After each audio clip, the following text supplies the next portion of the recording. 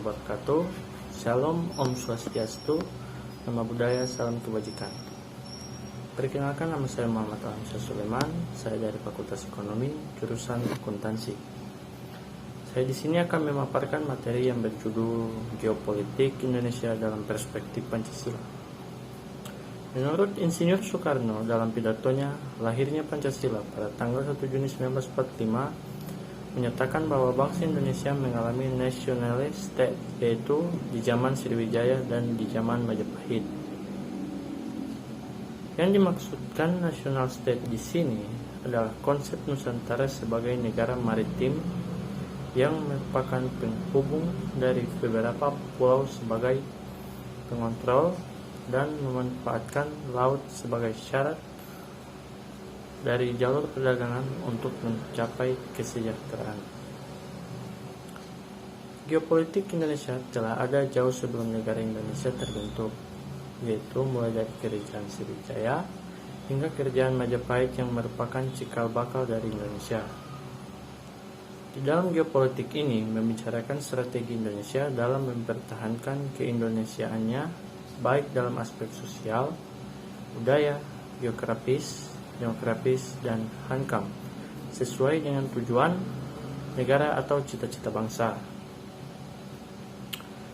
Bermula dari local genius geopolitik Sriwijaya dalam pembentukan negara maritim, yaitu penyebaran agama dan masuknya jalur sutra di wilayah Selat Malaka hingga daratan Asia Tenggara yang lebih ke daratan Indochina, serta Majapahit dengan negara agraris berhasil menyatukan Pulau Nusantara. Nusantara pada zaman kerajaan Sriwijaya dan kerajaan Majapahit telah menggunakan perairan sebagai jalur untuk mempertahankan wilayahnya serta menjalin hubungan dengan negara lainnya untuk memasarkan produk unggulan yang telah dihasilkan. Geopolitik bangsa Indonesia yang didasarkan pada nilai ketuhanan dan kemanusiaan yang leluhur dengan jelas dan tegas tertuang dalam pembukaan Undang-Undang Dasar 1945, yaitu untuk membentuk suatu pemerintahan Indonesia yang melindungi segenap bangsa Indonesia dan seluruh tumpah darah Indonesia, dan untuk kesejahteraan umum, mencerdaskan kehidupan bangsa, dan ikut melaksanakan ketertiban dunia yang berdasarkan kemerdekaan, perdamaian abadi, dan keadilan sosial. Segenap aspek kehidupan nasional Indonesia juga selalu dituntut menganut dimanunggalkan secara serasi dan berimbang, sesuai dengan makna negara Bhinneka Tunggal Ika yang merupakan ciri asasi dari falsafah negara Pancasila. Geopolitik dan strategi dengan posisi geografis sumber daya alam dan jumlah serta kemampuan penduduk telah menempatkan Indonesia menjadi ajang perebutan antara negara besar. Untuk itu, bangsa Indonesia harus memiliki keuletan dan ketangguhan yang mengandung kemampuan mengembangkan kekuatan nasional sehingga berhasil mengatasi setiap bentuk tantangan, ancaman, hambatan, dan gangguan dari manapun datangnya. Tidak bisa dipungkiri, letak geografis Indonesia yang strategis dalam percaturan perdagangan dunia tidak luput dari pengaruh positif maupun negatif bagi kelangsungan kehidupan bangsa Indonesia. Berlandaskan Pancasila dan Undang-Undang Dasar 1945 dan wawasan Nusantara. Prinsip Pancasila dalam ketahanan nasional meletakkan dasar kebangsaan sebagai simpul dari persatuan Indonesia, suatu konsepsi kebangsaan yang mengapresiasikan persatuan dalam keragaman dan keragaman dalam persatuan, dan dalam slogan negara Indonesia, Bhinneka Tunggal Ika. Dalam pembukaan Undang-Undang Dasar 1945, alinea kedua dinyatakan bahwa dan perjuangan pergerakan kemerdekaan Indonesia telah sampailah kepada saat yang berbahagia. Dengan selamat sentosa mengantarkan rakyat Indonesia ke depan pintu gerbang negara Indonesia yang merdeka, bersatu, berdaulat, adil dan makmur. Sedangkan konsep wawasan Nusantara adalah konsep politik bangsa Indonesia yang memandang Indonesia sebagai satu kesatuan wilayah meliputi tanah, air, termasuk dasar laut dan tanah di bawahnya. Udara di atasnya secara tidak terpisah yang menyatukan bangsa dan negara secara utuh, menyeluruh, mencakup segenap bidang kehidupan nasional yang meliputi aspek politik, ekonomi, sosial budaya, dan hankam atau pertahanan dan keamanan.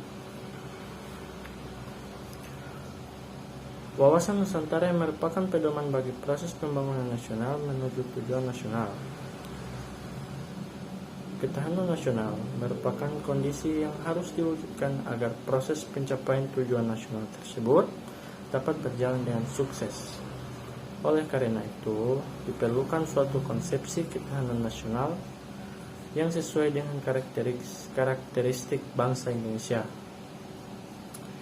Implementasi dalam kehidupan pertahanan dan keamanan dimaksudkan untuk melaksanakan kegiatan dalam pertahanan dan keamanan baik darat, laut, dan udara dengan memperhatikan partisipasi aktif dari masyarakat dalam rangka menjaga persatuan dan kesatuan bangsa Indonesia yang termasuk dalam Pancasila ketiga, yakni Persatuan Indonesia. Jangan biarkan Pancasila sebagai hal yang tabu untuk diperbincangkan dan diajarkan kepada generasi bangsa Indonesia agar terciptanya suatu persatuan bangsa Indonesia. Dari persatuan tersebut, kita dapat melihat jika wilayah Indonesia bukan merupakan wilayah yang dipisahkan oleh lautan, namun wilayah Indonesia dipersatukan oleh lautan yang mengelilinginya.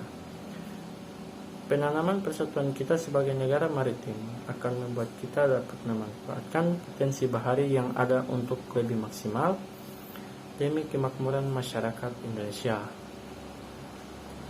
Dari hal tersebut, dapat kita menentukan arah kebijakan dari negara Indonesia sendiri dalam menjaga wilayah teritorialnya, agar Indonesia tidak lagi kehilangan wilayah.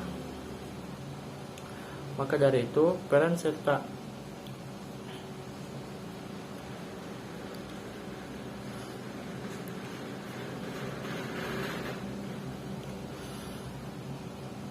dan kesatuan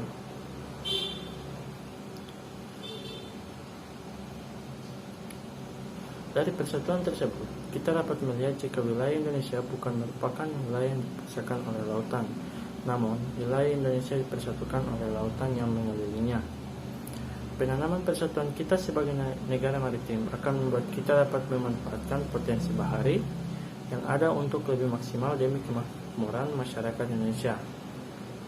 Dari hal tersebut, dapat kita menentukan arah kebijakan dari negara Indonesia sendiri dalam menjaga wilayah teritorialnya, agar Indonesia tidak lagi kehilangan wilayah.